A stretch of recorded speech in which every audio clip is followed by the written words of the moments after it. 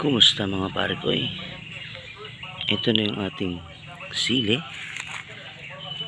Yan. Ito yung cherry bomb mula sa repent. Tapos ito yung pamienta the dog.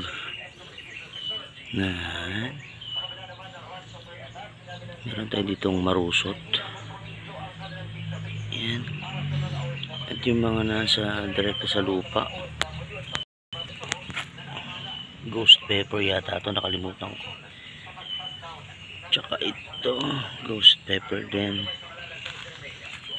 Yan. So nung isang araw nag-spray tayo ng 7 kasi nga madaming dito aphids. Yan. Yan yung taniman natin.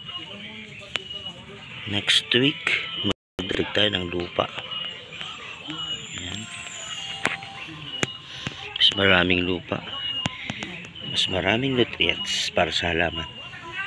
Lupa at saka vermicast ang dadagdag natin. Same din dito. Ayan. Ito. Kaya merong space yung space pa yan kasi nagdadagdag tayo ng lupa. Yun. Ayan. Naglalagay-lagay lang tayo sa gilid. Ayan. Yan, so far ito pa lang yung mga sili natin. Marami pa tayong nakasalang doon. Itong cherry bomb nasa budding stage. Yan, may mga buds na.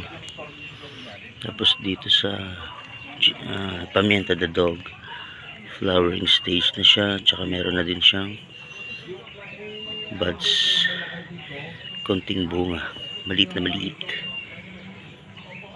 Yan. Update na lang mga pare ko eh. Yan.